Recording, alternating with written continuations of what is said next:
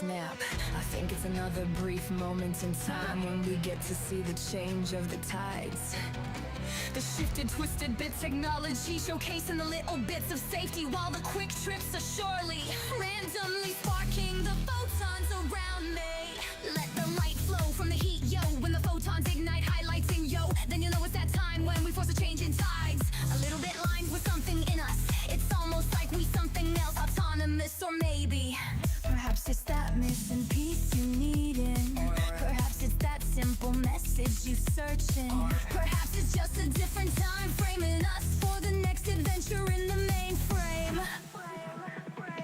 Getting excited, so are the photons. Don't laminate so we can change the coupon. Let me raise the hash rate, submit the coupon fake, and reduce the rate while we mine our major bags. Crypto technology like cryptographic money will hashing your life into a set of QRs. It doesn't matter cause it's time for 3D changes perspectives. Welcome to the show. Welcome to the show.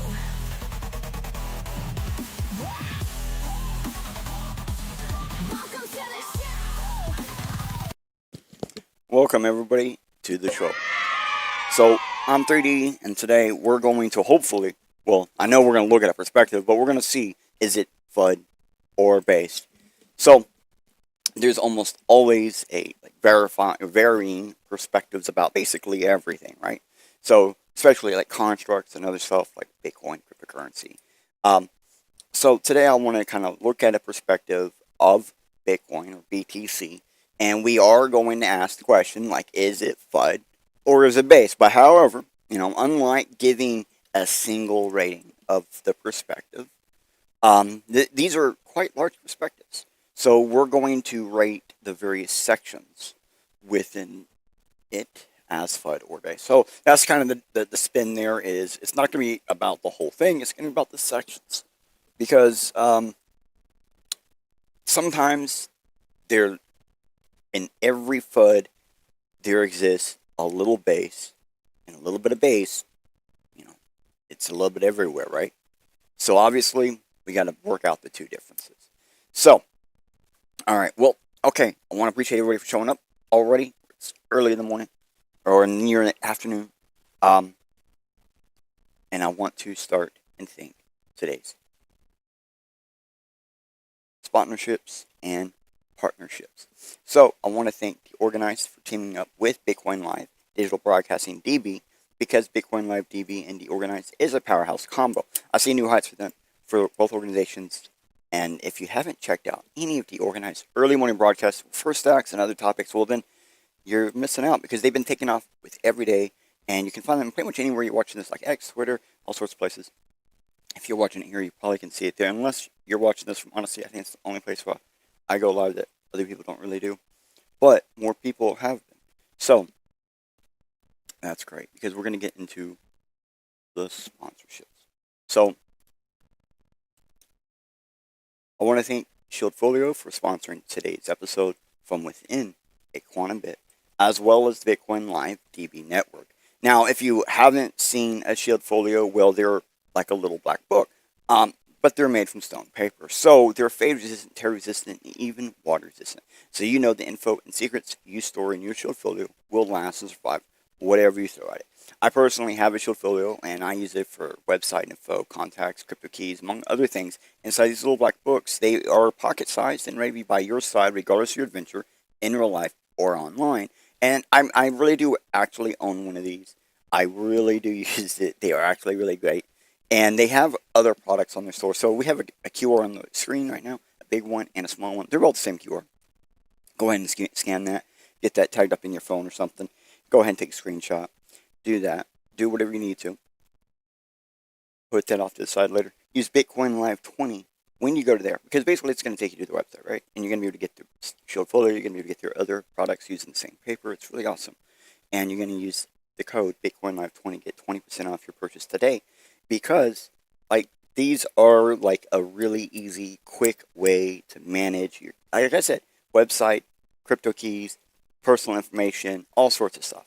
And it's because it's water resistant, because it's fade resistant, because it's tear resistant, it really is going to last you quite a bit. It might get folded up and bent up and beat up and dented. That is kind of the point, right? So I really do enjoy Shield Filler. We're going to go ahead and roll in with the roll-ins before we roll in any further.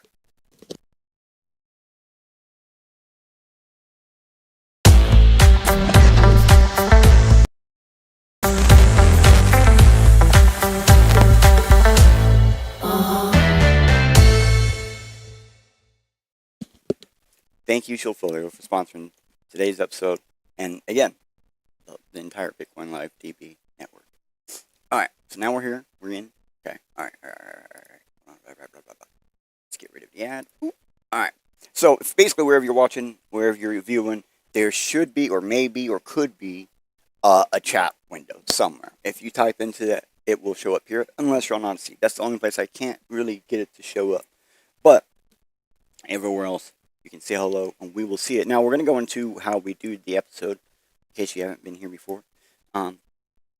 So you're going to see this whole little rigmarole. Let's go into the very first thing. So basically, we just gave you a preview of today's episode. All right? Now, here's how we actually roll down. Everywhere we go, you're going to... Oh, that is not what you're going to see. You're going to see a little pop-up. I clicked the wrong button. And that little pop-up is exactly where we're at. We're right here. For example, right now we're on YouTube. You can see my little sides. Let's go ahead and close that. Let's get that back up. This is Deorganized Media. I was just talking about them, right? And I just want to point out Deorganized Media. They go live almost every single day. Bitcoin, stacking stats, all sorts of things. They are your hookup for what's digitally popping online. These are the guys we were talking about earlier. Awesome people. All right, so you'll be able to scan this. Come back here at any point in time. You can scan it, take a screenshot. Doesn't really matter. You have access to it now that it's on the screen, right? Perfect. So that's how we're going to do the entire episode. So let's go to the very first thing. Well, we give a free pre-search query to everybody, every episode. So today's free pre-search query is, when did Mt. Gox begin transacting Bitcoin? Like always, I did not use this query in today's episode research, but that doesn't mean we won't have overlapping links. Basically, if anything about today's episode actually interests you, well, then this free pre-search query will actually help you find more information about this type of stuff. Now, this is kind of like the beginning intro for a lot of people with what we're going to be talking about today, which I guess you can tell is going to be a lot of history. So just replay after the show, scan the QR, or take a screenshot with your phone so you can use a OCR, your favorite AI, to go ahead and let you jump into that next rabbit hole. Okay, so it says here we have catch-up deets. Let me get you guys caught up, all right? Because catching you up with the deets is my job, I think, kind of. All right, so everyone may have an opinion on Bitcoin. It doesn't matter if they use it or not, and that's absolutely fine. So one of the reasons why some of us in like cryptocurrency space, basically we always have this yeah or nah perspective or viewpoint. And it's because information itself is an attack vector. So if like 1,000 people online were all to say the exact same thing or about the same thing, it would become searchable. Now, if any perspective becomes searchable, it may trend. And if a perspective trends, it may be spoken about in mass media. Now, if something is spoken about in mass media, even if untrue, it may become self-fulfilling prophecies. So by fighting data with data, you can actually sway in which way the mass media may potentially talk about that anything. So that's kind of what we're doing here. We're going to fight data with data. We're going to go into the perspective. We're going to go into the person. We're going to go into some history. We're going to go into even the history of Bitcoin. But I think that's kind of the point. All right, so we're going to go back into it. And we're in. So as you see, we already have something up on screen for you. This is Isabella. She put out an article, and that's what we're going to look at, right? She also gave us a quick thread thing, so we're actually going to look at that first. But so, like last time, we looked at whom the perspective came from, so that's what we're doing right now. We're going to look at whom this perspective comes from. Isa doesn't have actually much in her bio, which may be a good thing. Sometimes it is, sometimes it isn't. So it says the hover over objects in the bio, just so you know what it says. All right, so we have this, Pizza Isle. So building a Bitcoin circular economy in the Isles Maroons. I don't know, actually. I can't actually say that, but it's down in Mexico. Through education, merchant adoption, and creating job opportunities. Sorry, I'm having some hiccups. So, fix the money, fix the aisle. Okay, cool. I actually know a lot of people who follow this. I actually know a lot of people who follow this lady. Like, there's a lot of like mutuals in this case, right? So the next thing is get based. You can see I know a lot of people who follow. I actually know more people who follow get based than the BCIL. So, and then I know more people who follow this lady than get based. So, but get based is awakening the sovereign individual through fearless storytelling and make more killer guides that we leave customers 100% satisfied. So, cool. It's like a podcast or something, right? Awesome. So it's some form of storytelling, and it's cool. Awesome. I'm not seeing anything negative, really. I just see, basically, it looks like she's got a business, a booming business of some kind. It might be some form of marketing or something, right? It might just be a podcast.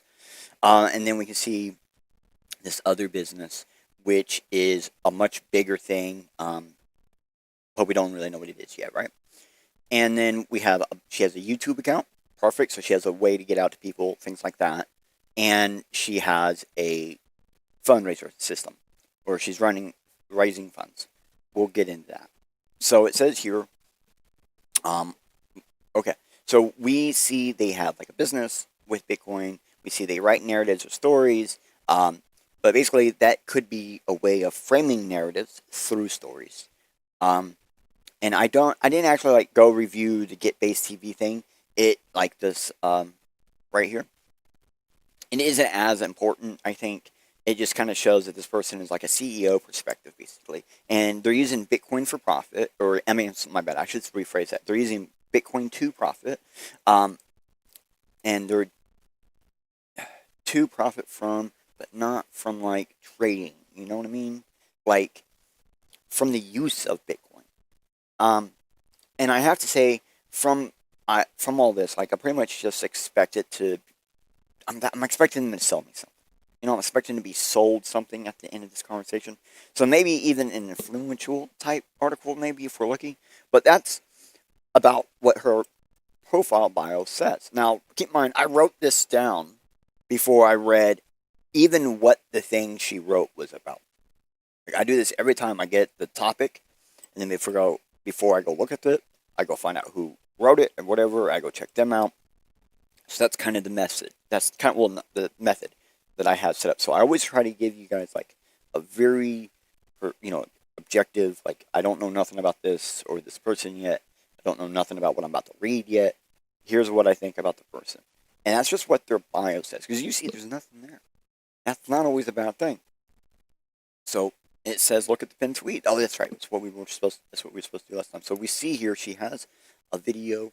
Do this now. Number 1, number 2, number 3. Don't do no IRS, Bitcoin. Okay, so guys, the IRS has introduced a new Bitcoin rule.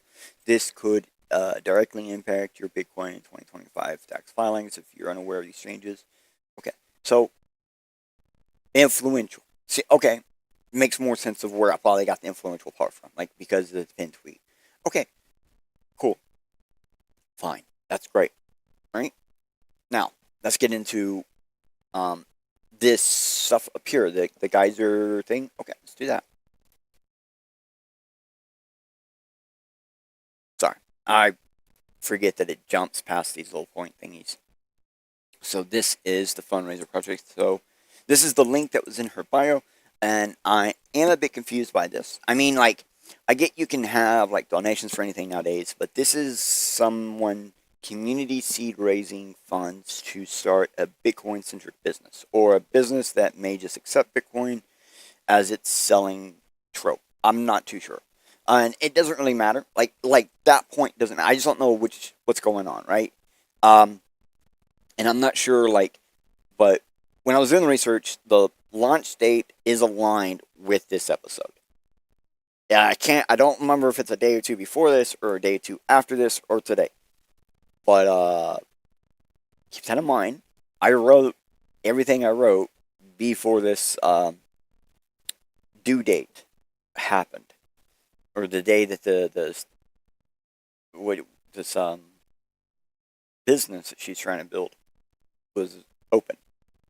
It may be open today. I'm not sure.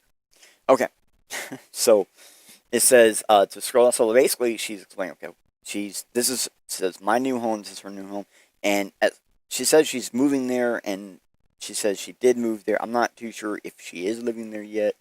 Um, and it says, she's got a bunch of stuff she's done so far. It's great. You see she's got more videos and information.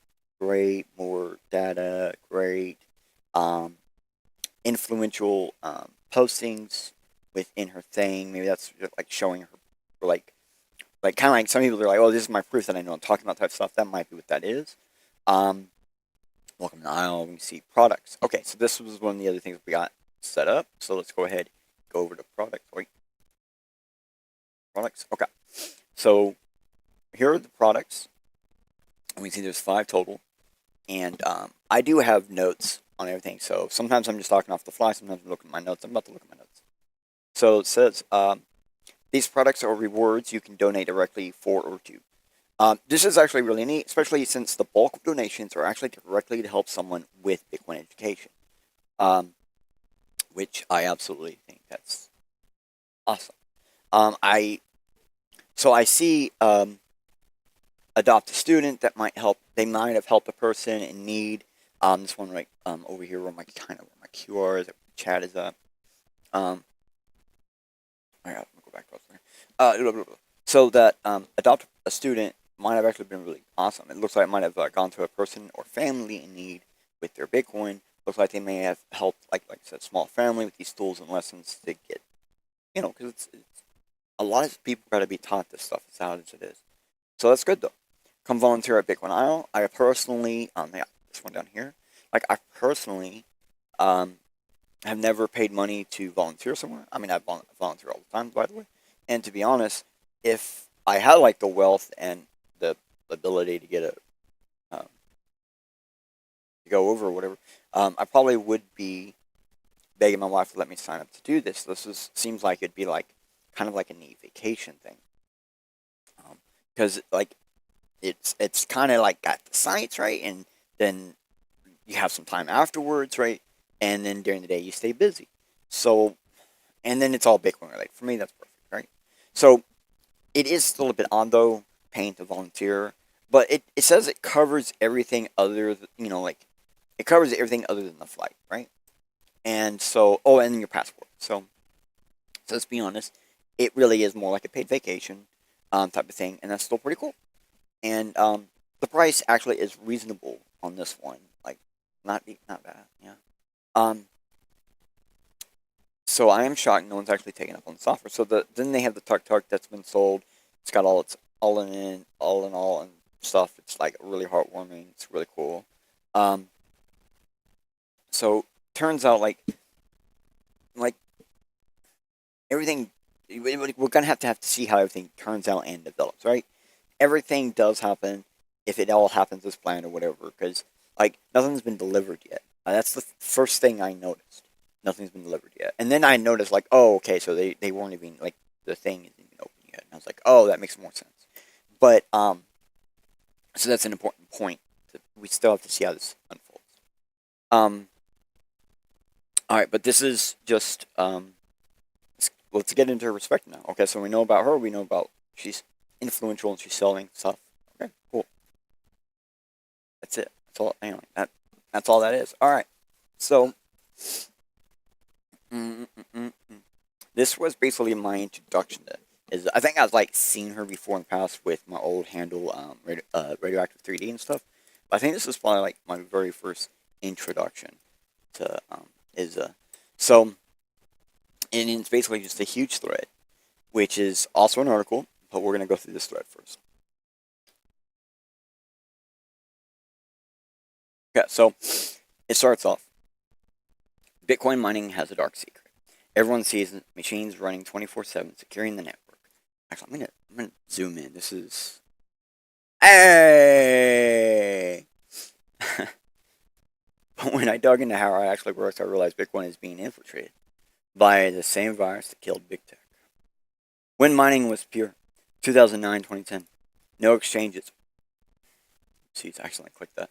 No exchanges, Coinbase fees, or middlemen for that matter. Only one way to get Bitcoin: mine it yourself. Every 10 minutes, a new block appeared. Send it, find it first, earn 50 coins. This was pure, untraceable sovereign Bitcoin. What? Hold on. My thing even tells me do not respond to this yet. I'm gonna hold my tongue for a second. Okay. Okay. Okay. When did Bitcoin Coinbase fees first appear in the Bitcoin code? Oh, it's always been there. Oh, it's always been there. What? I've always been told that you Bitcoin didn't have Coinbase fees and it was always free. No, it was like so. Yeah, Coinbase fees has always been there. There are even to this day there are still little neat tricks you can do to get free transactions because there are. It's always like free transactions just was a thing for the longest time because there wasn't a whole lot of demand, and it was always known as demand is that you'll have to pay fees eventually. But it's technically a volunteer thing, but it is there. Okay, so we're gonna go to the next one. Oh, sit down. Yes. All right. Okay. Oh, yeah, that's kind of yeah.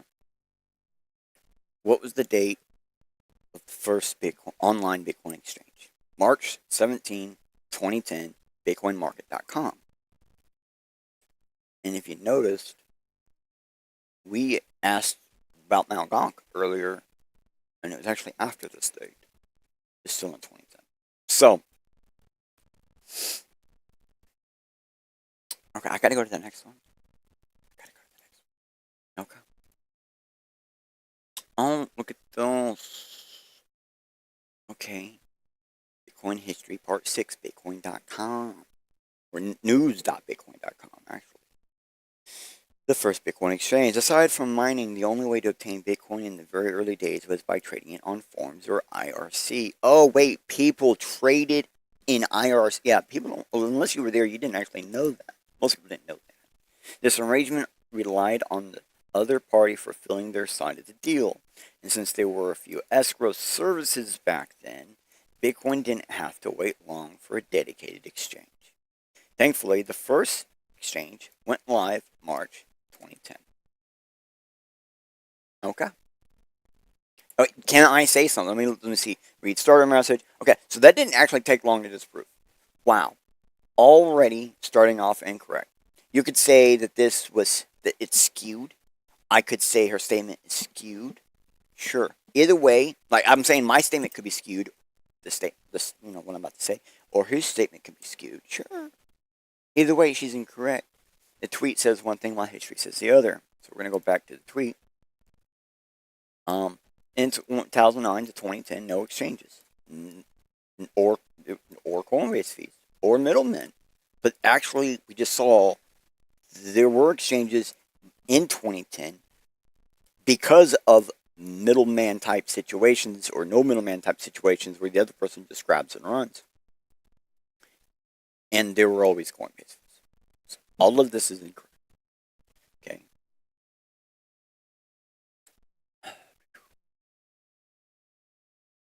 All right.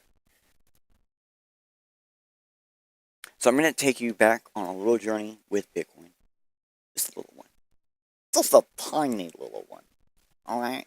We're going to go through just a little bit of this. And we're just going to basically look at the data. We can see here's the very first Bitcoin block, Satoshi, notable block. Here's the information in the block, Bitcoin Genesis, read more.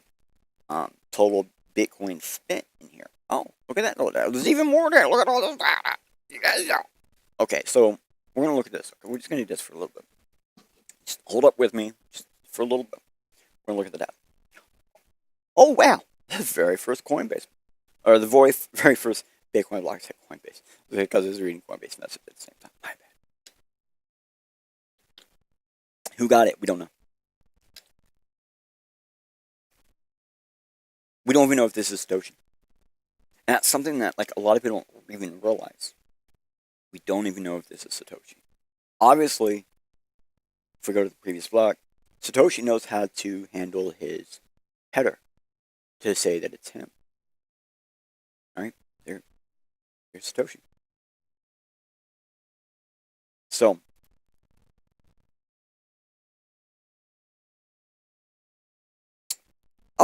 block 2. Okay. Block 3. Block 4. Block 5. Oh. Unknown miner mined a block with this message. What a great message. But you're about to see something. We're going to speed this up a little bit. Plus sign, comma. Satoshi commented 4 to the Coinbase. Wow. On the 9th Bitcoin block. So, there is no proof to say that Satoshi mined or didn't mine the previous blocks. We used to believe Satoshi mined 7 and 8. Block 7 and block 8. So, because block 9, we have proof it is him. And I say him, I mean them. We have proof it is the Satoshi miner. Because it could be more than one miner. I didn't click on it. Could be all sorts of things. So we can still see no one is transferring money yet. And if we keep going, we see now an unknown got 6. At the time, while this was going on, if you were in a specific IRC chat, you would have actually saw people saying, well, I'm going to try to comment, and they say something. And Satoshi, one of the Satoshis said, oh, I'm going to just comment a number. And then someone else said, well, I'm going to comment 6. 6 was the very next block that got made. And it was kind of creepy. See, like Bitcoin block 9, okay, January 9 at 3:54 a.m., right? January 9, 4:05 a.m. Alright, so 11 minutes later, right? Okay. Block 10, block 11. What was block 10? 6, right? So block 11 is a semicolon. Obviously, that caught the end of a message. Nothing. Have we seen any transaction in chain yet? No. We haven't even seen a transaction yet. Like, people haven't even started transacting.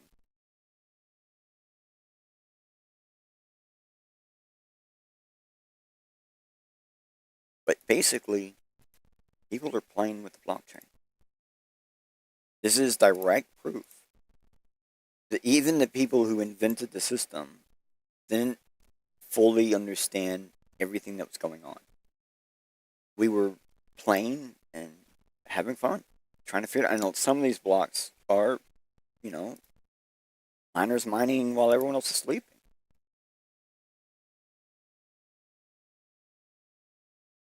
And we'll have to do this for a while. I mean, we're still in, like, the first couple of days of Bitcoin.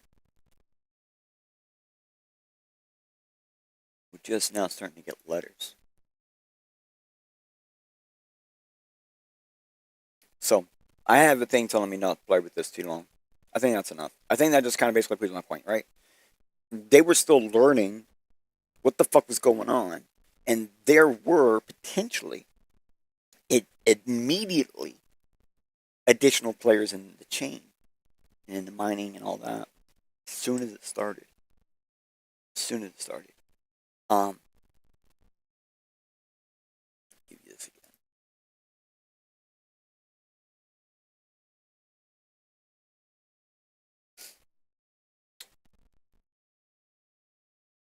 So there were Coinbase fees.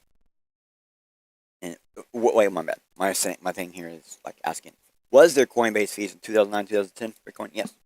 Was there exchanges in 2009, 2010 for Bitcoin? Well, in 2010, yes.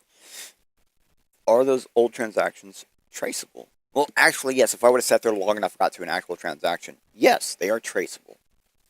So her first set of claims are FUD so far. I don't think I need to give you this, but there you go. Okay, so we're just gonna basically keep going, and we're gonna loop through to her next message, right? So if we go back up, see, okay, this last message, we can flip this message. Okay, so starting back at the very next week. Well, this is. Let me read. Oh, it tells me to read later. Oh my gosh, I got. Okay, hold on. Let me read my notes. so I don't mess up what I need to say. This is nonsense wrapped in truths. Yes, Bitcoin mining can be solving hard maths, but have you actually looked at the math Bitcoin miners actually perform to get to the guessing number? Sure, there have been miners that have tried the +1 to the last number, but hashing tries all those numbers quite quickly. So then we tried like non, was it non-winning numbers or whatever, or non-winning numbers. Like we tried the non-winning numbers again or whatever, and they still didn't win. So it's like the things she's saying as mining isn't just because it's hard truths. We can mine without that, sure. You can just guess and hope for the reward. But that's why hashing is called security. Many people are doing the same guessing, so to speak. And by using the same or similar maths for the same machines to create that guessing number, the faster machine can guess, the more times they can submit in hopes for that reward. That's how mining is security. This is essentially the stemming off the same main argument point we saw last episode of 3D Changes Perspectives, when a different person claimed outright hashing isn't security to stem a majority of their argument. So we're going to continue on. I'm going to actually read the tweet. We're going to read more than one tweet. But let's read it. So, but as the network grew, mining stopped being a game of luck and started looking like business.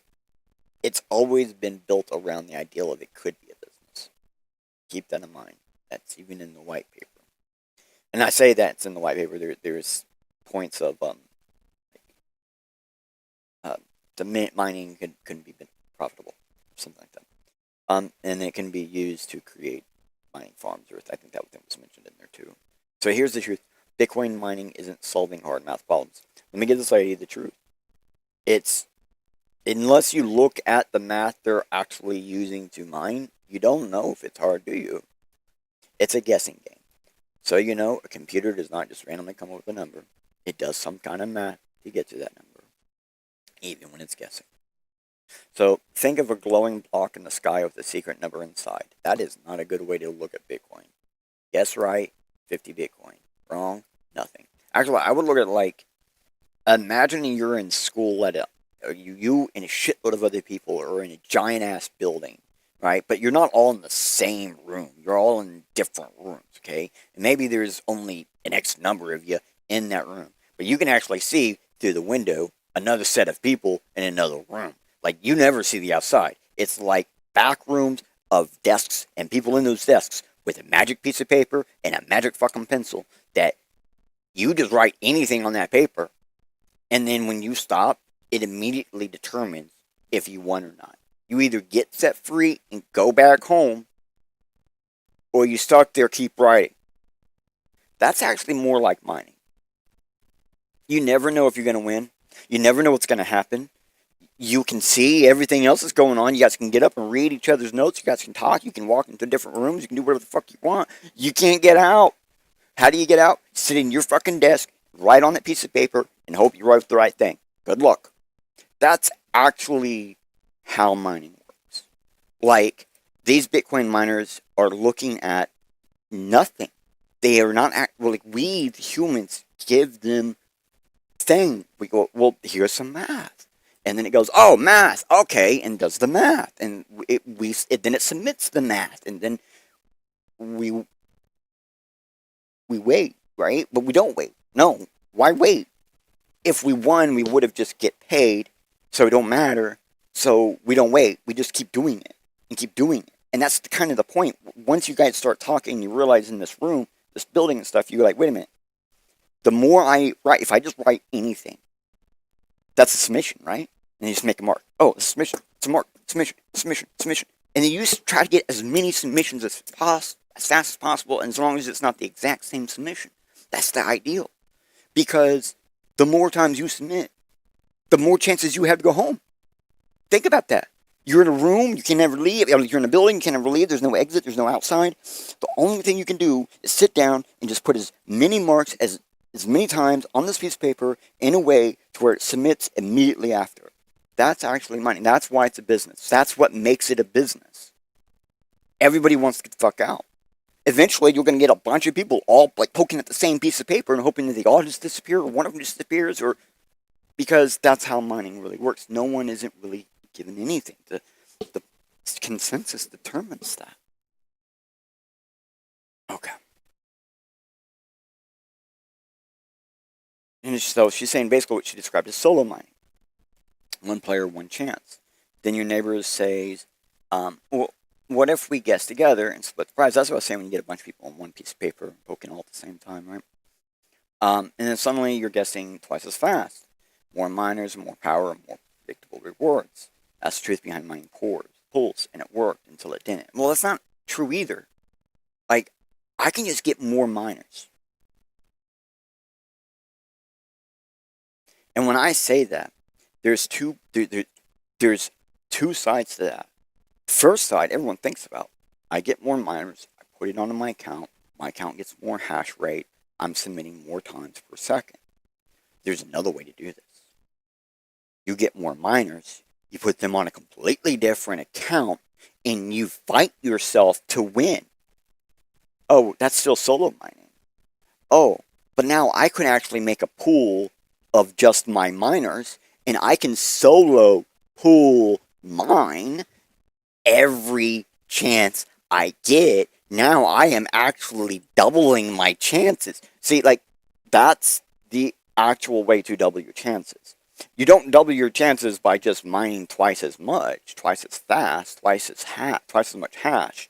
You actually get more chances by having miners of your miners competing with your miners to get that reward, and all of your miners go to a pool, but because you're not a major entity, you don't actually want people to join up, you don't give your pool a name. You give it a thing called unknown by not naming it. You just don't name it, therefore it goes to the protocol base of unknown. And then it becomes an unknown pool. Oh, okay. That's pool mining. So we can see this is more fun. Solo mining is not one machine, unlimited chance. It's it's one player, one chance. Okay? But code wise, because like what she's saying here, one player, one chance, right? That's what she said, right? But code wise and paper wise is you plan around that because you can't really make statements of proof backing other things. You can make a statement of proof backing this. Okay? Because the reality is it's one person, unlimited chance. One machine, unlimited chance. Those are not the same. One person, unlimited chance is not the same as one machine, unlimited chance. And so what this lady is actually trying to get at is one miner, one paymenter. That's solo mining. One miner, one paymenter. Okay? And pool mining is many miners, batch paymenter. It's still one paymenter. Right? Well, some people would say it's not. It's actually paying a bunch of people. But normally it will be one miner, it will be one block found. The pool gets paid through one address being paid, which then that normally gets determined later. You normally have a protocol or a system or a computer or some other system, something else, or some person, however your pool handles it. Yeah. Okay. I just now realized I don't think I've given you the QR for a lot of these. I mean, it's the same thread. Right? I need to give it to you. So, physical centralization. What used to feel like a lottery became predictable, a business model. Like the whole thing is still not very predictable. It doesn't, like right now we average under 10 minutes. Anyways, mining Bitcoin for less than it costs in electricity and hardware, you basically have a money printer. What?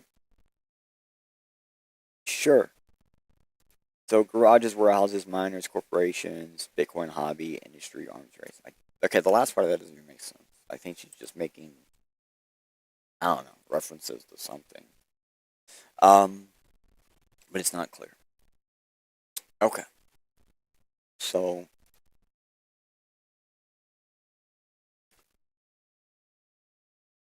Bitcoin hash rate drops 12% in the worst drawdown since China mining ban. Now, I have notes on here. I need to read the notes first. So, China banned mining in 2021. There's a 12% increase now. But you'll see the AI and a bunch of other people say actually it's up to 50%. Because, like, Bitcoin had a natural difficulty adjustment, like, right around the same time there was a hash rate decrease from the China ban. But now, where we're sitting at when this article was written in 2026, in January, it's only 12%. Now, by now, I mean, it's been days later, it might have changed some. And even with that 50% decrease in mining hash rate over a year-long or shorter period, Bitcoin still held. Strange. If it was centralized, then Bitcoin would have had a greater, like 73%, hash rate dip to be centralized. Maybe people forgot what centralized actually means. In half the network, hash rate dips. So half the network's hash rate dips. The pools are fine. The network was fine. And it's almost as if Bitcoin is over-secured right now. So 50% decrease in mining still didn't hurt Bitcoin. Let's review that dip. Boom. So we're looking, when is this? 2022. So, yeah. So this is when China got banned mining. So we saw it had a really top tip and just dropped. And we see the actual mining is the blue line. So it's this tiny little line way down here. I'm going to try to zoom in.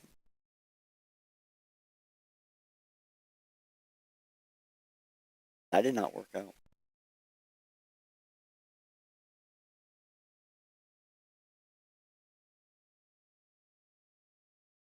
Yeah, so 2024 is right up in there,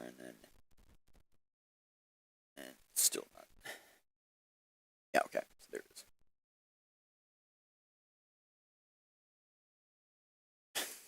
This thing does not like me. Sorry, I have a trackpad that I have to use, and it like here's me using this scroll thing. It doesn't.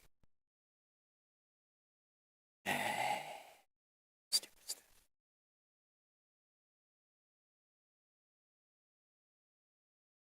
Technology not working with me.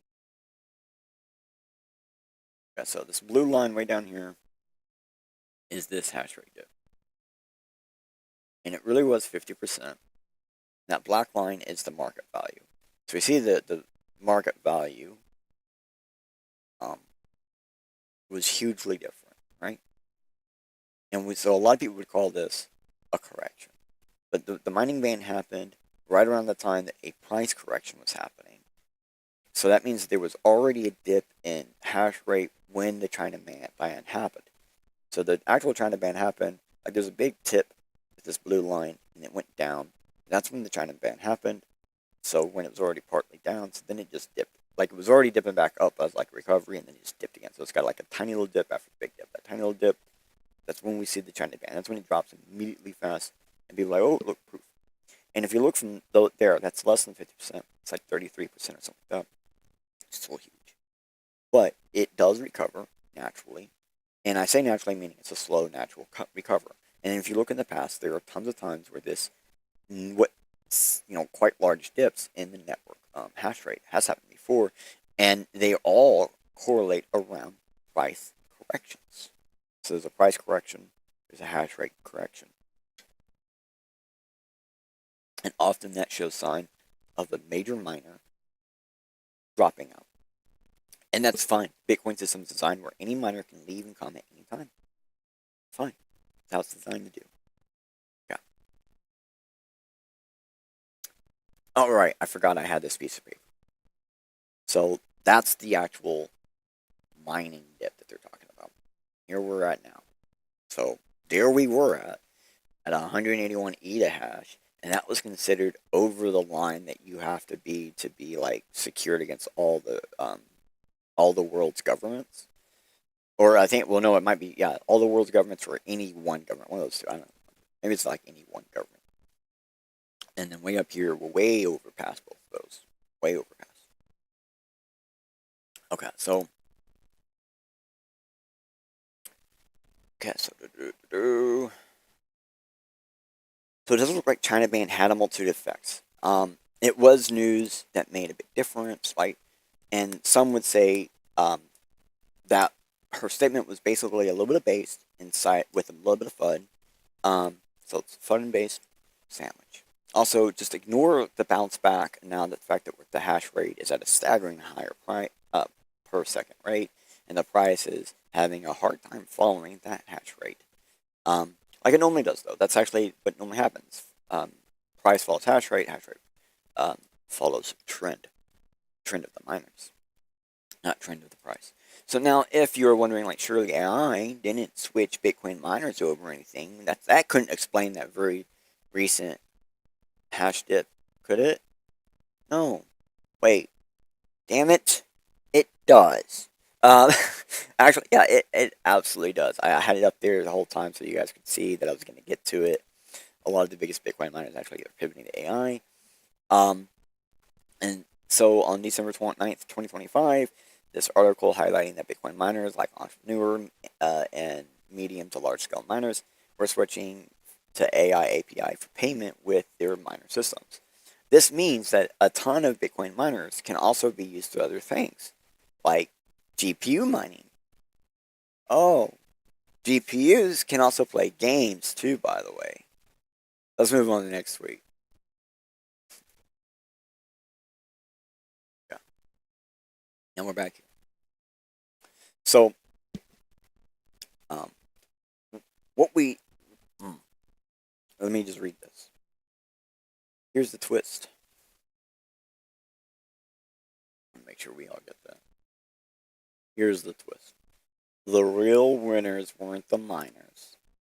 They were the people building the machines. The ASICs are application-specific integrated circuits, chips, built for one purpose: mine Bitcoin. Actually, they just solve SHA-256 hashes. They literally just put stuff into a SHA-256.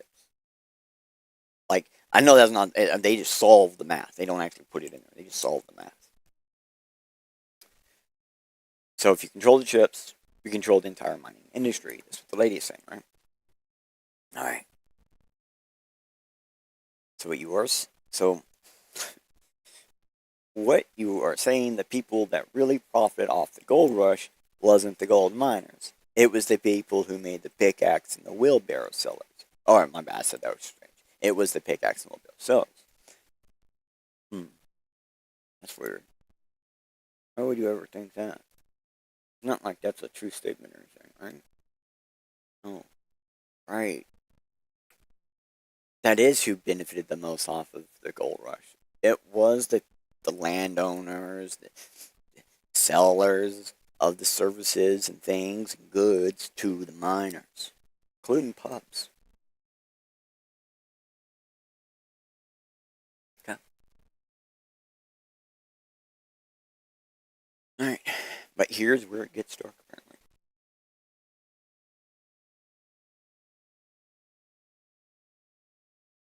Three companies dominate almost all Bitcoin ASIC production. Bitminer or Antminer does 80% from China. Blitzminer MicroBT does 13% from China.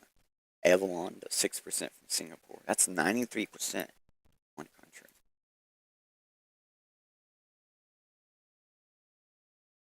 Almost all total. Well, guess what? ASIC isn't the only way to mine Bitcoin. And like I said earlier, people are learning. Whoa, no, I didn't. It's in here. I guess I'm going to say it later.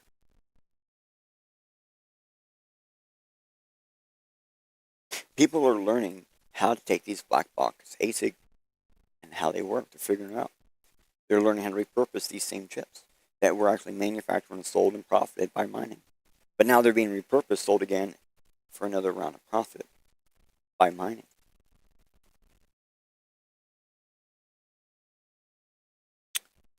Um,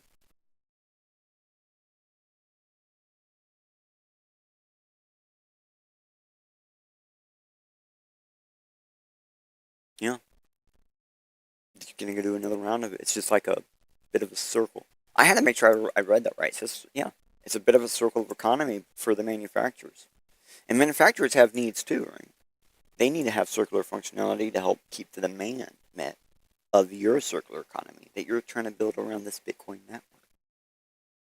And it does so when you read the next two tweets. Make sure I'm in the right spot. I'm in the right spot. Okay. Oh, yeah, look at this. There's more. These companies don't sell their chips to anyone, they lock them inside their own machines. But they're little black boxes. You can't inspect firmware, you can't verify what they're doing. You just have to trust them in a trustless system. This is actually something the open mining people are fighting all the time. It says, let me do it again. This is scary. 2017, Bitmain was caught using ASIC boost, secret feature making their miners 20% more effective than everyone else's. And at the same time, they were fighting Bitcoin's SegWit upgrade, because it would have exposed their secret advantage. They're claiming. Right?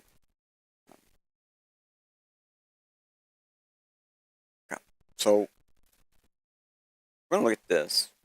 I was foreshadowing, and I said it wrong, but I foreshadowed it. Ish. Someone actually took those little black box chippies and made them open source by learning how to control them. Oh no, how dare you, Bitcoin community, learn to hack the ASIC chips for your own good. No. Wait. Why would you be mad at this? Like, it's a rhetorical question. Don't actually answer that. There are people who are actually mad at the fact that people have done exactly what I just said. So one of the things on here, I can just scroll down. It actually says, like, right here. Okay, so Bitcoin BitX is a Bitcoin miner based on an open source design and a modern mining ASIC, offering efficiency and customization for users. The open source nature allows users to inspect, modify, enhance the hardware, software, and optimize the performance based on specific needs or mining environments. BitX is ideal for miners looking for greater control over their operations while contributing to the decentralization of the Bitcoin network. Oh, look at that. Really nice. Yeah. Mm-hmm. Open source miners united. Oh, wow. Awesome. Yeah. There are actually a bunch of these that are made from different people, to decentralize even the ASIC chips that are being made and manufactured even in China, even sometimes as old as 10 years ago. So not even always newer chips, while others are made from like old overstock sold as new that was never used, right? And they're just being repurposed still, right? Centralization everywhere, basically. So basically, the black box centralization hurting mining is FUD. Black box centralization is now only half truth, as many of those black boxes have actually been examined and figured out without sometimes with the actual chip maker's help. Yeah.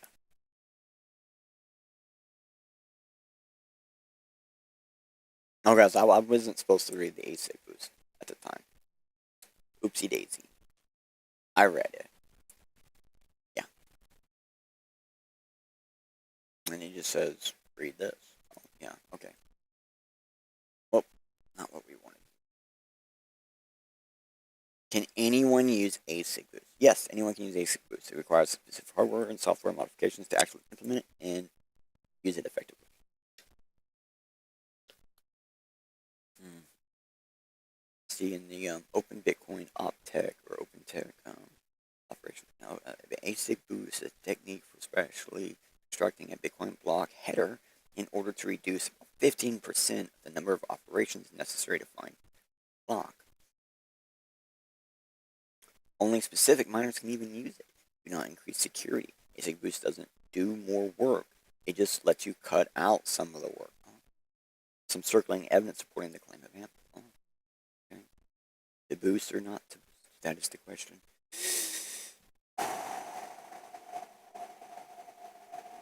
Okay. Here's ASIC boost. Here's the information on ASIC boost. Here's the actual data right here from bitcoinops.org. It is designed to give you about 50% boost. And the over ASIC boot requires manipulating the inversion field of a block header. This is clearly visible on the blockchain. Miners wishing to use over ASIC are recommended to use the version bits reverse for general purpose use by bit 320. So, well, I hate to be honest, this means that at the time of the block wars and stuff, like, you can just look on the chain and find out and figure out where those miners are. Because remember all that extra data we saw in those blocks? Like, there's a ton of data. Wow. Guess what? So there's also a covert ASIC boost though. This requires manipulating the part of the nickel root field in the block header. And this can be done undetectably, although native or naive implications often leave clues. So basically they're saying like it hasn't been done in a manner that we can prove that has been done in this manner. Like, okay. So basically covert is not compatible with blocks that contain secondary commitments to their transactions, as this is the case with any block that contains a SegWit transaction. And that's actually what the lady's talking about. The lady means that this covert ASIC boost could not be used before SegWit. Cannot be used after SegWit. Okay? This produced controversy when it was discovered that a mining hardware manufacturer who strongly objected to the SegWit had secretly designed features into their ASICs to use covert ASIC boost, not make it or anything else. So there was someone already using covert ASIC boost. Why does that pop up when I'm working? So they were using covert ASIC boost, and we say that because it left clues. We could see it. Why? I don't care. Stop. I don't care.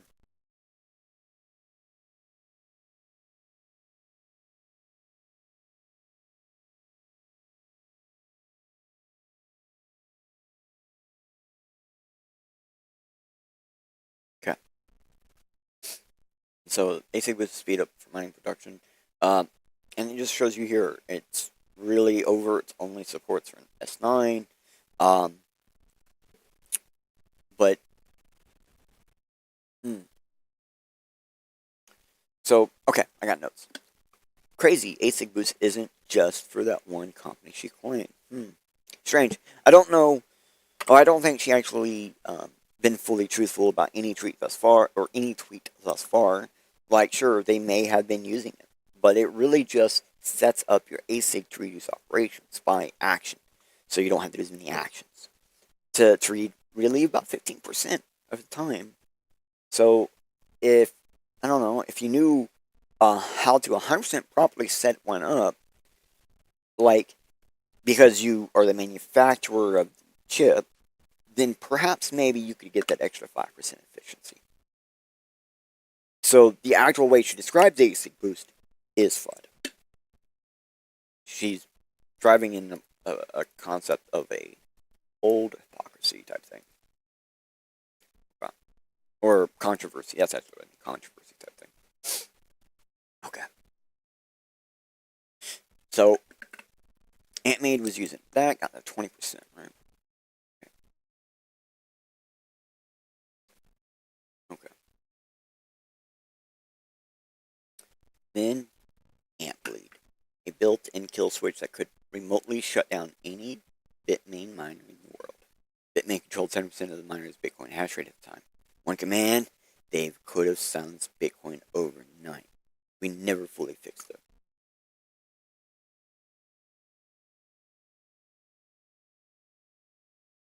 This is actually what you're going to get when you look up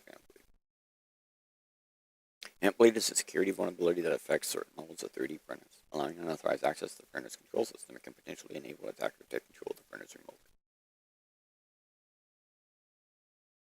If this doesn't tell you what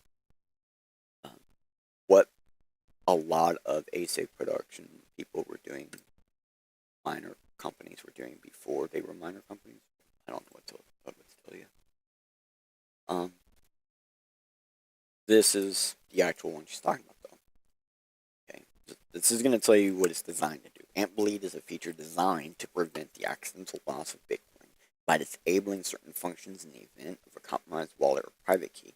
It aims to actually enhance security per user.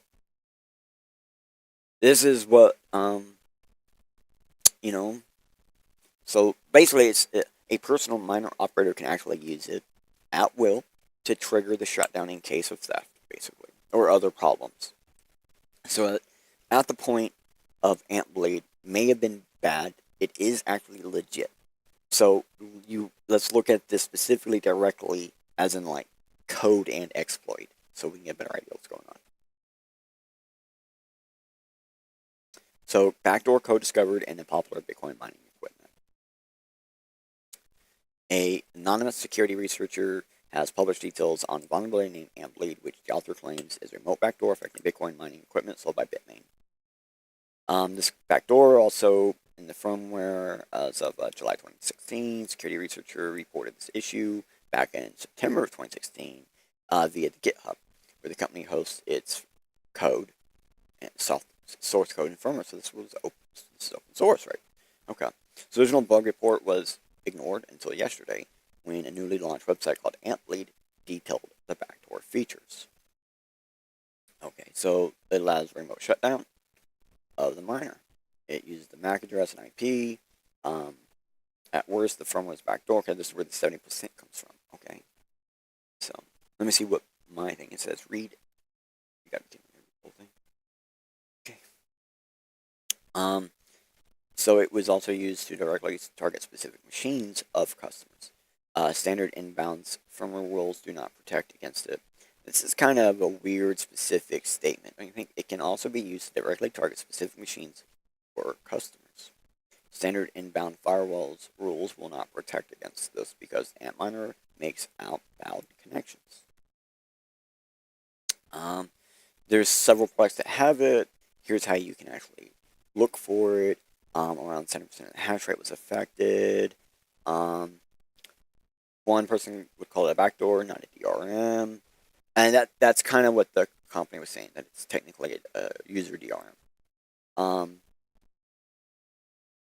Okay, as of April 2016, Bitmain issued a firmware update that actually removes the code.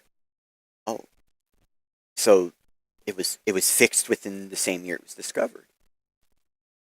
What? You gotta be kidding me. Well, wouldn't you know, it was actually the year after.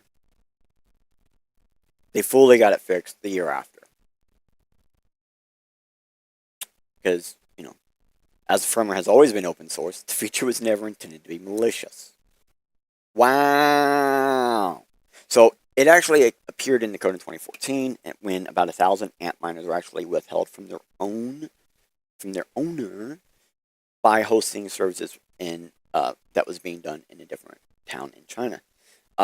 So someone in China actually discovered how to do this. So they think that it was implemented maliciously, or like it was requested by someone in 2014. And I say they say it like that because when you look into the deets and you go into the little details and crap about this, doing some of the hacker stuff. Hackers were talking about this after the fact. They weren't talking about this before.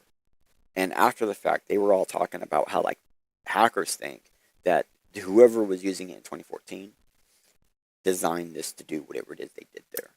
And that was actually being done. I think it was in the end ended up being a government withhold. The government was basically tracking the fact that people were mining Bitcoin and stuff. But we got no real proof on that.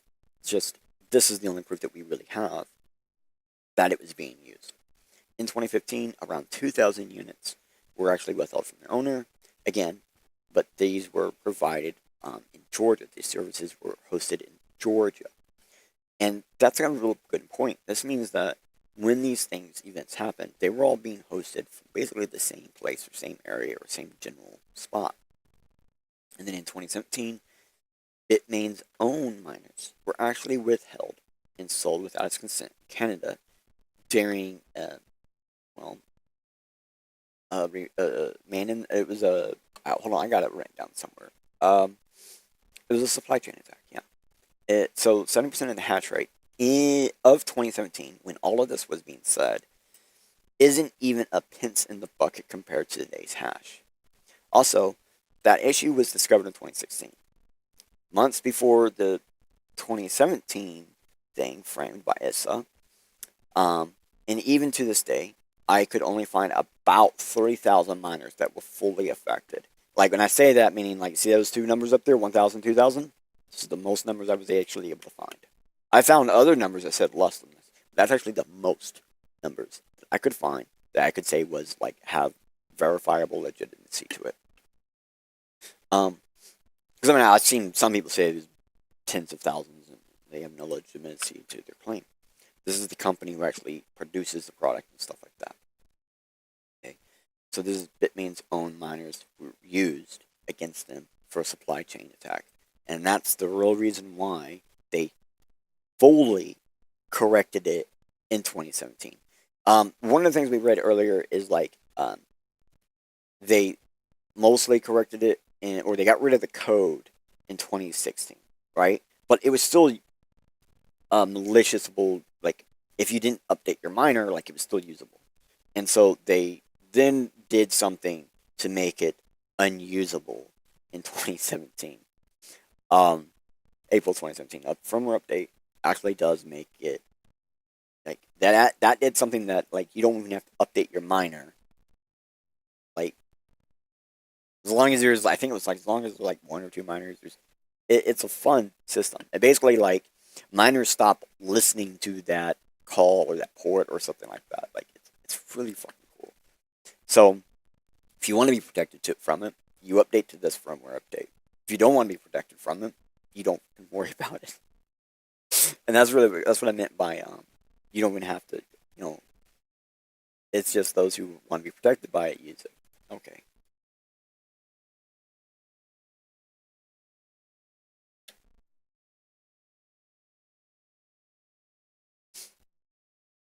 Oh, whoa.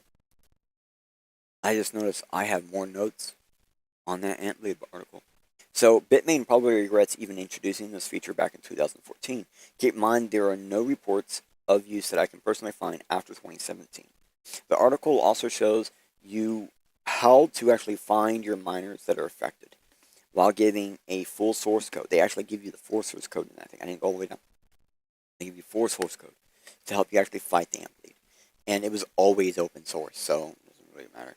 But why would centralized miners makers give away keys to their black boxes if they added backdoors on purpose? They wouldn't, because it was a feature for controller control.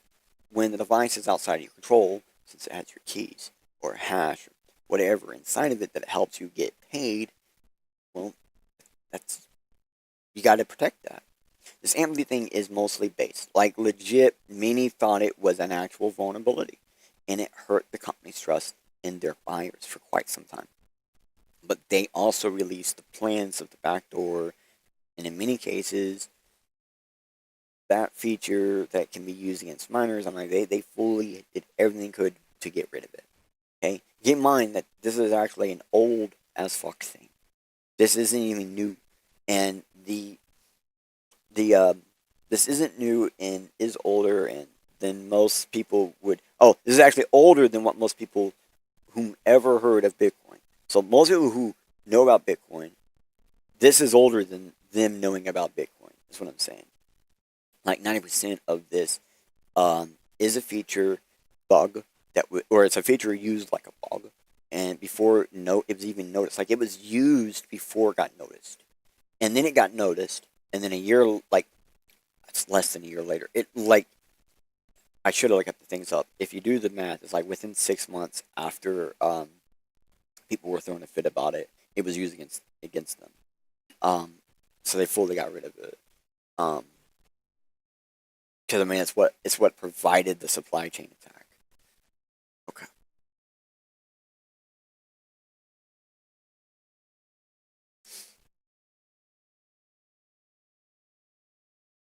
Okay. So most alternative firmware today, still talking about miners, right? So most alternative firmware today, Brains, Luxor, Vinish, still connects to private licensed servers. Servers go down, cut you off, your miner stop working. Different name, same problem. What? So when I see the fact what she's claiming for alternative software, that brought up some red flags immediately in my mind. Like, why do I not see BFG Miner and CG Miner in her list for alternative software? The two biggest, by the way, is BFG Miner and CG Miner. No mention. That's because, well, these are actually FOSS, like actually free and open source software. It's starting to seem like FUD already, doesn't it? So let's go to Brains. This is Brains. Okay? This isn't what we care about to look at, though, to verify these types of claims. Ah, yeah. Now, in here, if we look under, what if I'm not returning user? I'm just going to read it for her. If you have used Brains Manager before and now plan on coming back, this is great news. And we welcome you with open arms. Unless your previous access to Brains Manager has been terminated by us for a breach of rules. Okay. Yeah, I would verify that what she said, that these people, like this software talks to some server that you're not controlling. Yeah, I would agree. That is absolutely possible.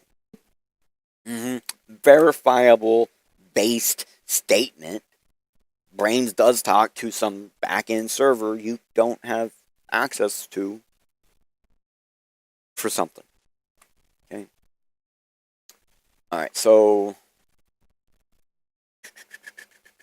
yeah, right there, the system does indeed report back data to the owners of the software. Luxor. And we're just going straight to the spot where we know we need to look. If we click to view Luxor's user accounts, yeah, I'm already under it. Yep, I'm already under it. The privacy policy rights, we see that it says that, yes, it also submits your data to the software's owner's company. I don't know. It seems like she only mentioned specifically considered open source software that's 100% uses account systems to be able to like lock users out of their own systems and machines. I mean, that's strange. So why not just use BFG Miner?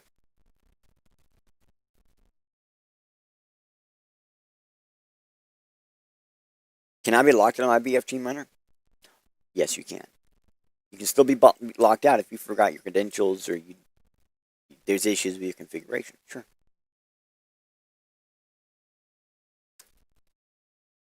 All right. Okay.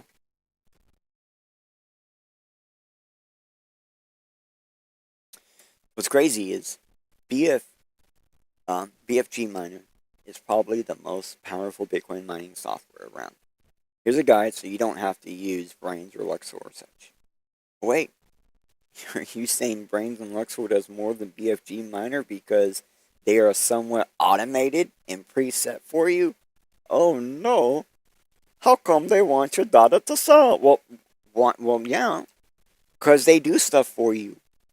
Yes, you can do stuff, the stuff she's talking about without these companies.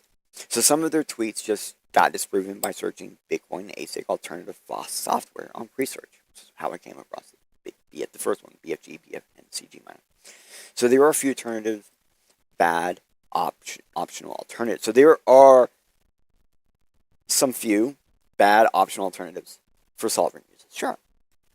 But there are also free and open source software options that are technically like free besides the ones she mentioned, like BFG Miner.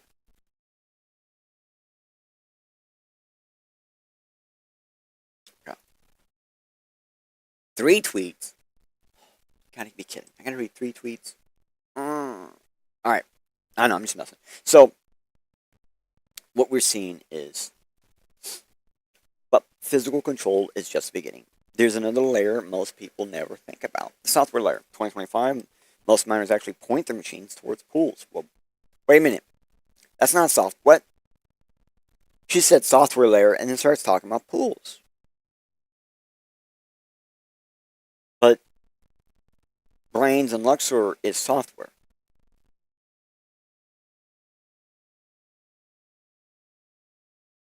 Did you know the difference? Bitmain doesn't just build miners, they run the biggest pool. Ant pool.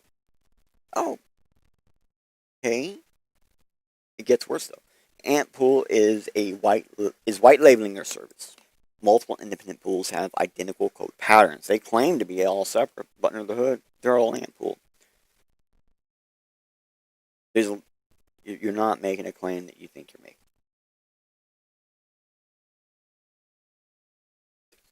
There's tons of pools that white label their service. There's a lot of people who don't want to set up their own crap. Like, you can do the same thing for video game servers. Like, Minecraft servers. So, anyways, last third one.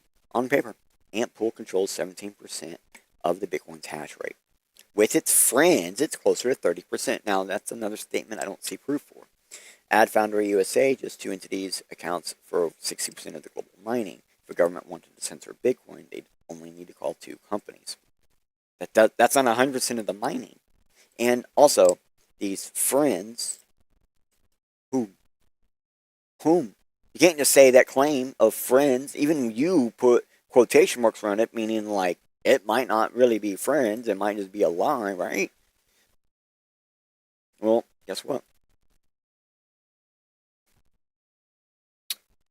Digital Foundry is the #1 miner. Antpool is the #2 miner.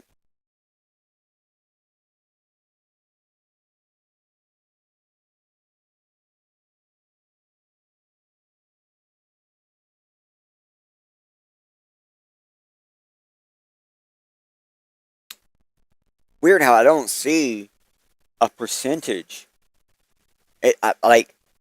I'm looking really hard, right? And I'm not seeing anywhere where it says that one of these is 17% of the total mining. Like, I know there's a way to actually find that out, by the way. I'm not stupid. I'm making a point. Let me show. Okay, so right now we have it set for highest hash rate top, right? Highest blocks found. Didn't move a whole lot, but it did move, right? Even the Luxor moves. SEC pool moves. Binance moves. Goes down. Last found block.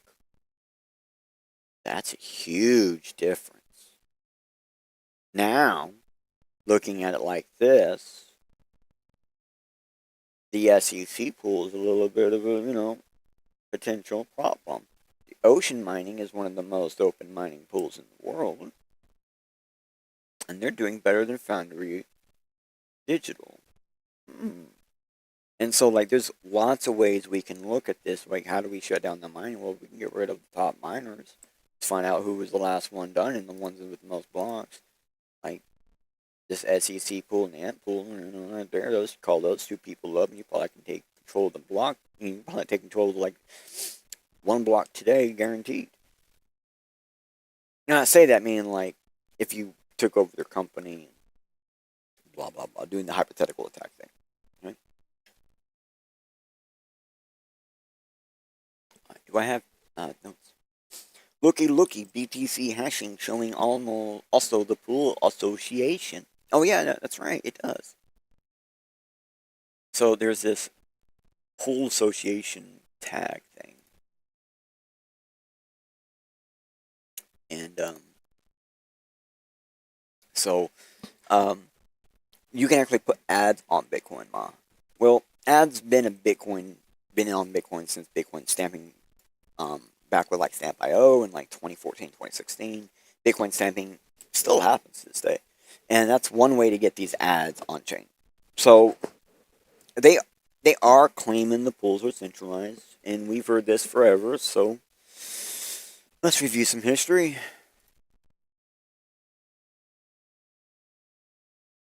Okay.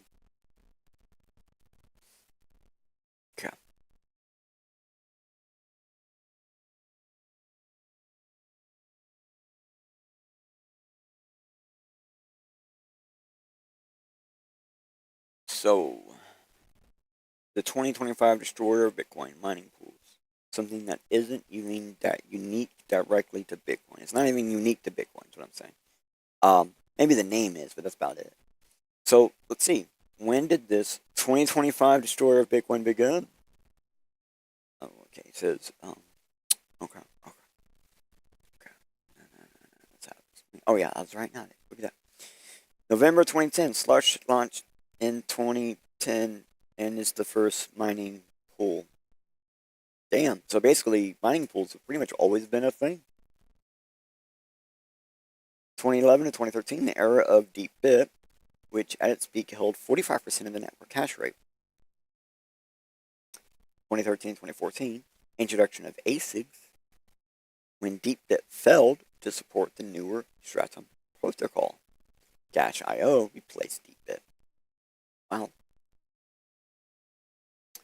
2014-2015, F2 Pool, which launched May 2013, overtook Dash.io as the largest mining pool. 2016-2018, the rise of Bitmain Amp Pool existed. Bitmain controls a few other similar pools like BTC.com and via BTC.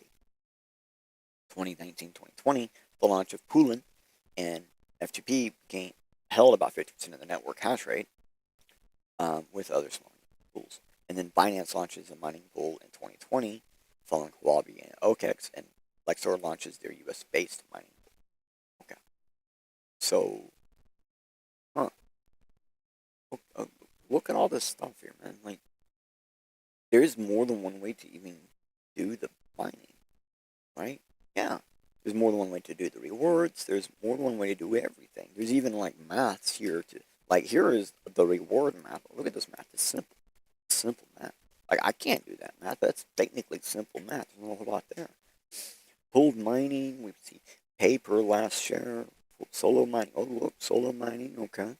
Peer-to-peer mining pool. So you can actually solo mine in a pool. Look at that. Now, I was talking about that earlier, right? That's how you compete with yourself, but not actually be against yourself.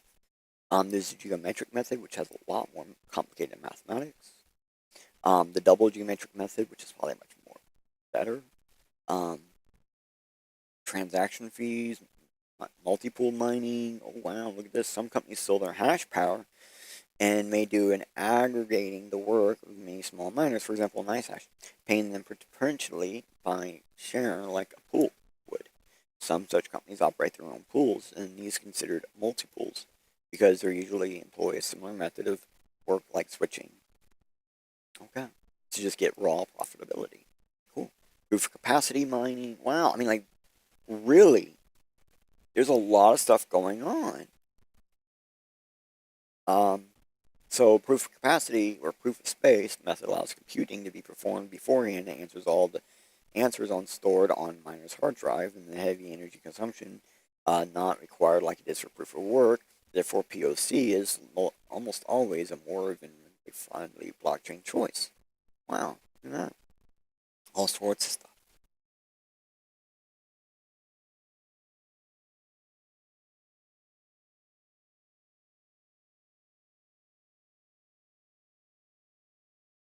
Okay. I mean, that's a lot of that. There's actually quite a bit here for you guys to look at for these mining pools if you're really interested. So we're going to keep going now. Because now we got to ask cost of attack. So last episode we mentioned this website right here. A time or two, there's this nice hashable array on here. And we didn't really explain too much about that. But then there's some percentage that represents how, it's basically a percentage that represents how easily NiceHash could take over the network. But there's actually a better way to explain that in a different manner. So this guy, this BDF 1838, right? Let me make sure it's the right one. Yes. Explains it pretty simply. A just compares the amount of standard operating orders on NiceHash in the current bid versus the total network hash rate. If any of those numbers could be altered or inflated, NiceHash could be used to more than double the VT's net hash at any time. So as long as someone puts up a bid at market rate, it'll attract more hash rate, so long as it can be paid. There isn't really much to understand. The website gives basic network stats, and it's just a snapshot of NiceHash's current market. Market is the key word there. Because when we say it's NiceHashable, means someone can go to NiceHash and easily purchase it the bigger this number is. Like the bigger this percentage is, the easier and cheaper it is to take over.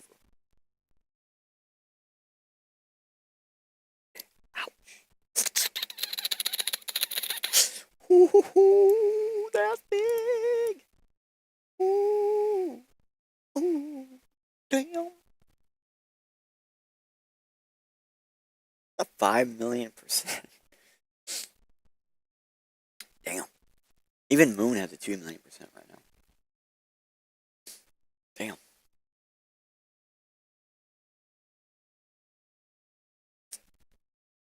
So basically what we mean is, for Mooncoin, the cost that it would, like how much money you'd have to put on the market for people to start mining Mooncoin, you would very immediately get benefit from it. That's what it means. Okay.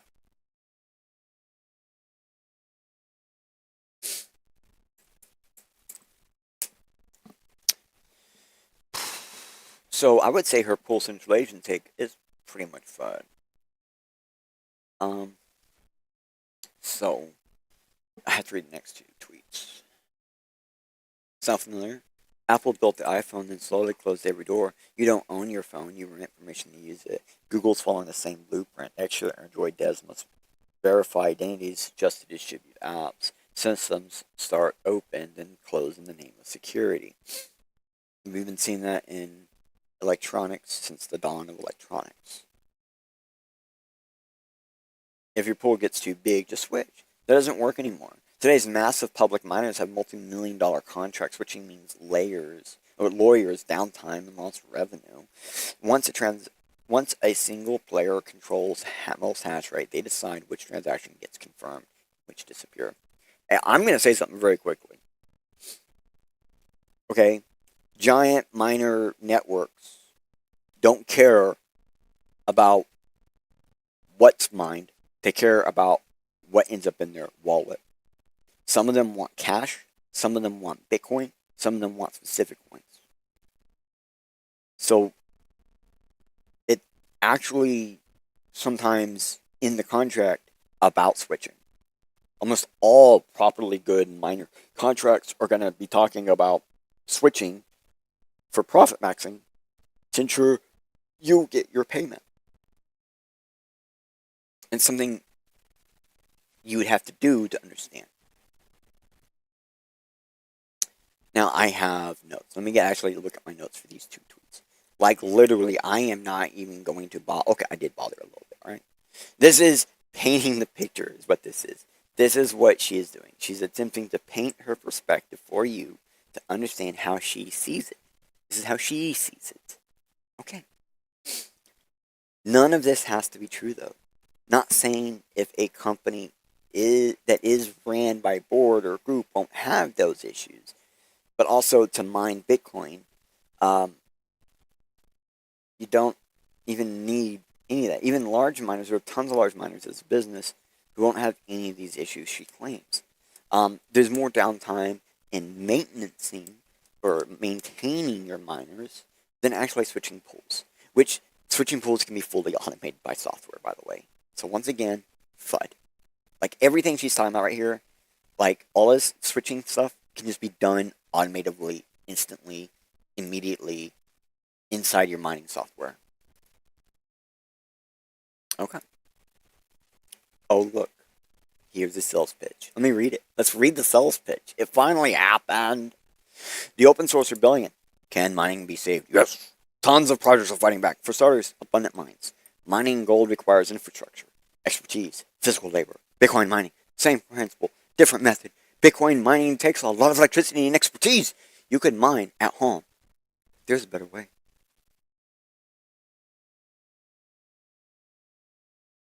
With Abundant Minds, you get info on Bitcoin mining, the way professionals do it, most efficient mining machines, ultra low electrical costs, fiat monthly hosting fee. If your machine goes down, they compensate with their own fleet. Oh. Alright, so whom is Abundant Minds?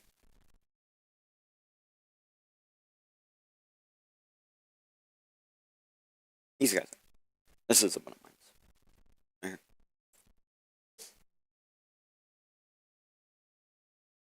Here's the website. Here is the sales pitch. She said this is freedom, but really you are giving your money to someone to just do everything for you and hope you gain profit and earn from this. I don't know. This looks familiar. I think I've seen this play in like a billion times by now in Bitcoin. To be honest, showing this company as the savior is FUD, but many will only see this one as base. Use this to know thy enemy of thought. If you think companies like Abundant Minds are safe and the future for Bitcoiners, then you need to look into Genesis Miner. Here's Odyssey, one of the places I'm live right now at. Here is an account that was originally on YouTube, started on YouTube back in 2007. I think my last video uploaded was in 2007. Or my first video uploaded was in 2007. We can see this has a YouTube link. We can see this is from 2017, August 6, 2017. So this was during the time frame where prices were skyrocketing, transaction fees were skyrocketing, all these different things. There's a promo code here. There's get a free wallet, Zappo, freewallet.org. So this is a long time ago. This is done on a cell phone. You can see I'm on a cell phone at Genesis Mining looking at my payouts. Okay. So this video was, again, originally on YouTube back in 2017 when it was recorded from my cell phone. And at the time, I ran a website, 3D's BTC lists. And I would actually try these various services, like Abundant Minds, in this case, Genesis Mining, to check out the legitimacy of the service. And that's what my website did. It would tell you which ones I went to and were legitimate. And we held weekly proof of payment videos. So unfortunately, because many of these types of systems were somewhat legit for a very long time, then they scammed. I lost the channel, even though it was a legacy account, even before Google owned YouTube. So if I click here, content, see, I'm live right now. And we go sort by oldest. 18 years ago is when I started uploading. We just go down. It's going to be the fastest way to the data. Yeah, I used to record bands and do skits. Okay, let's keep going. YouTube was a heck of a place at a time. Okay, there's me and orange stuff, so I started getting into Bitcoin at this time. That's around 2009, 2010. We can see I'm in like miner houses, and they're not very, clean. Okay, we'll keep going.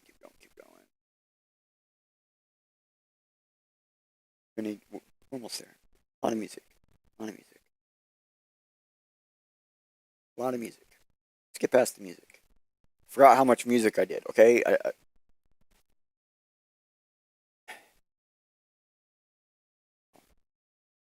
Alright, so New Age Bank started showing up. Bitcoin is cryptocurrency 8 years ago. So we're starting to be more public about the Bitcoin stuff.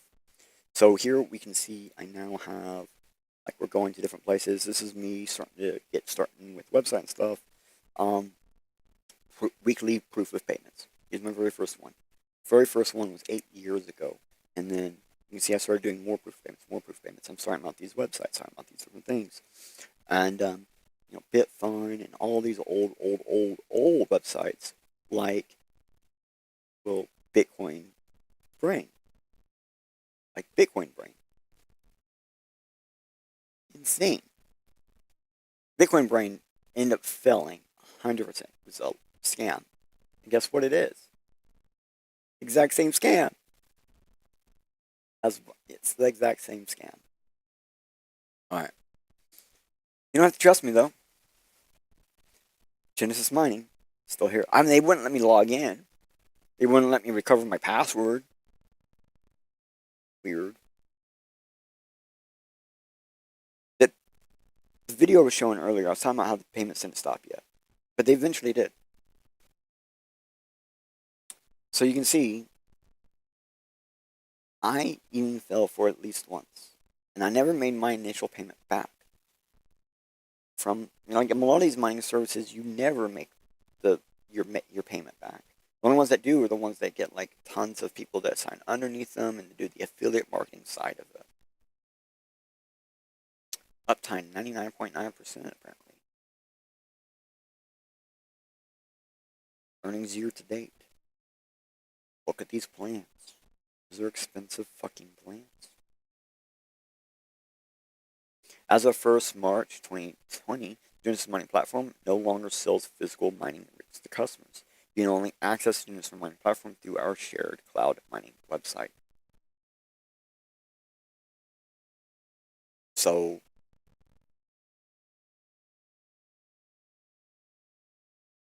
they don't even offer the service technically. They offer technically a slightly different version of the same service.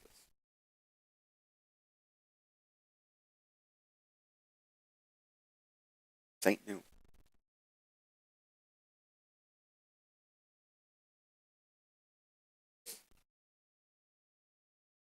Many of their clients have never owned Bitcoin before. Wow. Wait a minute, hold on. I think I have a thing. Hold on.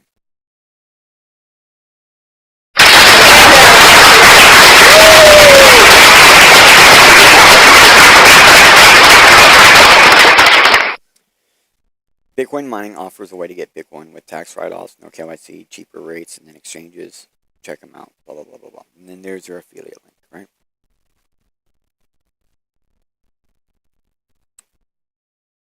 Okay, then the article. Okay, so here's the actual sales pitch.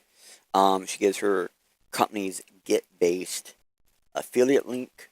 I don't actually care about like affiliate marketing. Like I used to do it for a long time, but it's like the thing. Like I was saying, just mining. That's the only way you really make money is if you did good affiliate marketing, which is why she's doing the affiliate marketing for it, so she can actually make money off of it. Um, uh,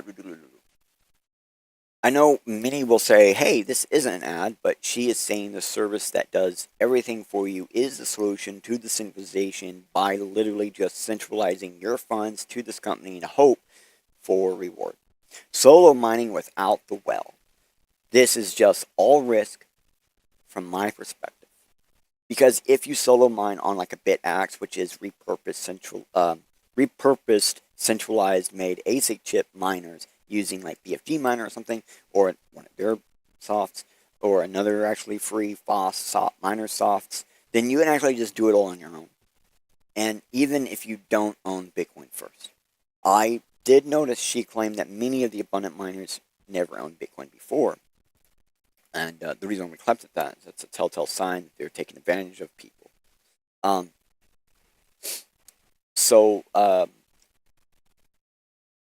So the question that I get is like, if they never owned Bitcoin before, then it doesn't actually explain if they actually own Bitcoin or if it's just paper Bitcoin or if these are like investments or backs into the mine itself and they don't really care about like the Bitcoin payments like we saw with the Genesis miner. They paid people in Bitcoin. Okay, right? So we know some don't. Like it's not unique to the system. Okay. Okay. Okay. Alright. Let me catch you up. One more second. Okay. There was a ton of like wish-washy half-truths to sell you a service instead of teaching you how to do it yourself. It's starting to make sense why no one bought that volunteering package with the IRL upcoming businesses. Those whom would, pay to volunteer, probably see her more as a charlatan, someone who sells hopes and dreams for profit. So let's at least show off her full article, and we probably won't read all of it. I mean, a lot of it's already in the sales pitch, right? So here's the article, and she's holding up like future bit miner. Isn't there like a cheaper, more efficient miner, like tons of them? Okay. So you'll never look at Bitcoin mining the same. We've been lied to. So it's pretty much the same thing when mining was pure. Same. She already said all that. So they're not solving our hard problems. Yep, already read all that. All right. So we see, all right, picture, and then her physical centralization, all this.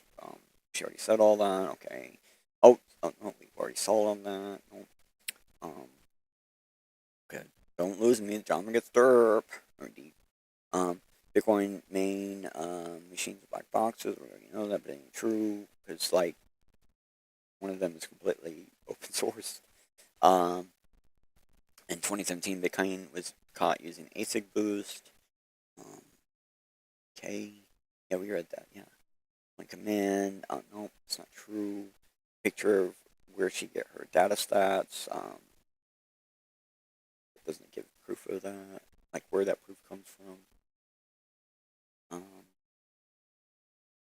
More pictures of her and data. Okay, whatever. So basically, almost all the exact same stuff. I mean, like when one pull crosses 51%, it doesn't have to be a bad actor. It could just be momentum. Like there is some actual like difference of data, but it's just like her painting the picture really. And seeing like even like in here, this is where she's getting her data from. Okay, but where does this come from? I don't know. Maybe her. I don't know. Well, we just looked at the actual thing earlier, and it's the open source rebellion. If it's captured, like it doesn't matter. Like it's a hypothetical. There's the bid axe. Oh wait, why didn't she talk about bid axe then? If she talks about it here, oh, because then that if you buy a bid axe, you're not buying her solution that makes her money too. Okay, right. So she named some other stuff. Some like she talked about Ocean Pool, that one we sold. That's like third, most recently obtaining blocks. So, okay, whatever. Sure. Okay. Go down to bigger picture. Oh, I just kept going and I just like, oh, okay. I passed it. Yeah, okay. Okay. Newsflash, no one is coming to save it. Not regulations, not billionaires, not companies. It's actually on us, the people who run the code.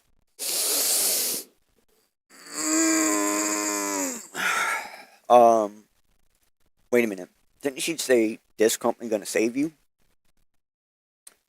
She said, this her, right? This is it, right? This is her, right? She said, this company gonna save you.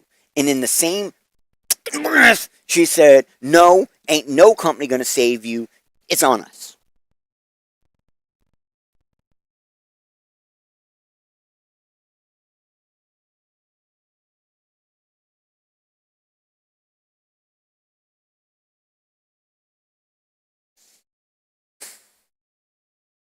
That's what she said. Okay. Okay. Whatever. Here, okay. Obviously, this person has a motive. They are crowdsourcing a new life in the country they want to move or have just moved to. I don't know the full part of the story either, and don't care, because at the end of the day, she's selling you a service that is an original Bitcoin scam service. Selling mining, but not the hardware, is the biggest scam of them all. Doesn't mean they're all scams. Doesn't mean everyone gets scammed. And they can be a legitimate business while scamming. It's been done tons of times. And some, again, like I said, some have actually gotten paid quite a bit in the process before they got rugged. I'm not claiming any of the companies you saw today were or are scams. I'm only saying selling Bitcoin mining without selling the hardware or the software, but the whole mining service selling itself is normally a scam. Commonly, Bitcoin miners work their way up as they win the rewards through mining, like the natural system of Bitcoin. Not all, but I also didn't say all mining services selling are scams either. Just the majority of them seem to have been historically ending as scams. The choice really is yours. Do you trust this person whom is leading the way to their new life? They have crowdfunded and risk everything, or do you just get the gear, learn the softs, and mine it yourself? Like she claims in the article ending point. Like, we all have to do this ourselves, was what she said. It gets very confusing. Alright. But that's the whole point. Like, that's the whole point. It's a sales pitch. That's the perspective. The sales pitch. Okay. So, next week, we will be reviewing a perspective from Simon Dixon. So, before we head out, I want to show you what Simon has to say here with BTC Sessions. What would you say to the average Bitcoiner that's out there looking at this saying, how do I navigate this? How do I, to a degree, maintain a status as like the sovereign individual kind of thesis? How do I go about that? You said the key two words, sovereign individual. That is the promise of Bitcoin, and you need to maintain that promise. And in fact, we need you to maintain that promise, because there is a very deliberate operation to centralize as much Bitcoin as possible right now. And we need a core community that's running their own nodes, that holds their Bitcoin in self-custody, and is not borrowing against their Bitcoin in order to be margin called in market manipulation. They're not buying MicroStrategy. They're not leveraging. They're not trading. They're not leaving their coins in exchange. They're not using the BlackRock Bitcoin ETF. Everything that was brought to us is the exact opposite of what we need the majority of people to do. Sounds about right. That sounds based. Like what he just said is a base statement. That is what we need to do.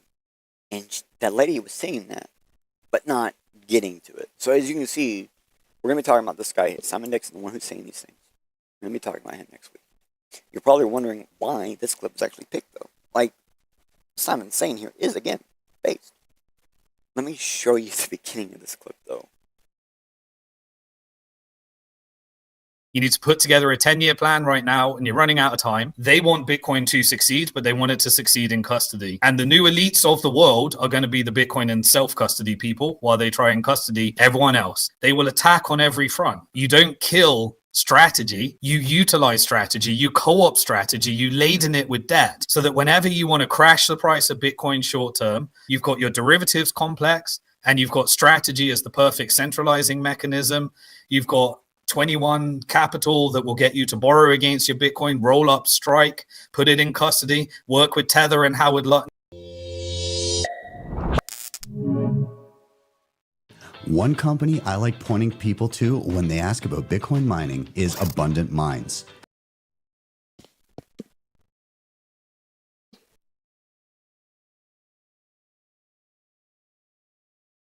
So what will next episode actually be based on this quote? What do you think it's going to be? Go ahead and comment below if you think the next episode is going to be FUD or based. Because as you can see, information is definitely under attack.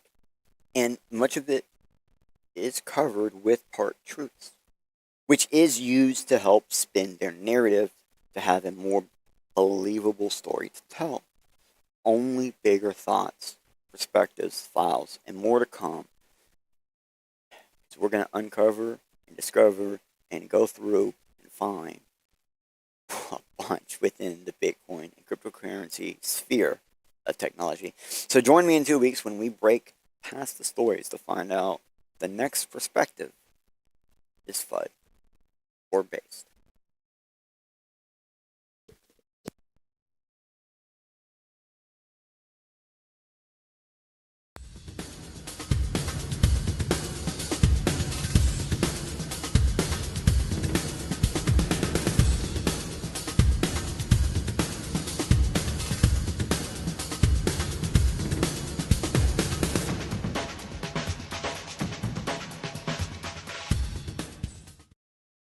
Yo, did you think you know? Did you think you hold? Did you think something new? That's the goal, to see from a new degree and get the change your mind needs to find something new. Life suddenly is easy for many, but when a wall appears, sometimes up is all you see. So let 3D guide to the side, yo, where there's a door though. Just be careful on your way out, for the first step is a do-si-do. A little bit Linus with something different, it's almost like he's something else. And regardless of maybe, perhaps it was that missing piece you was needing. Maybe it was that simple message you was searching. Definitely it's just in different time for defraying our mental mind state, separating us from our own mental mind tank. Boom goes the blast of thought. Boom goes the last spark with pot. Boom goes the mental mind tank. Don't your perspective hit on the way out. Don't let your directive stop you when you doubt. Don't let the dire detection stop you from being getting excited, so the photons are delighted. Don't hesitate so we can line up the hash rate. Let me surmise the time, submit the rate, and reduce the face while we mine our major bets. Crypto technology like cryptographic money, while hashing your life into a set of QRs. It doesn't matter, cause this was 3D changes perspectives. Thank you for joining the show.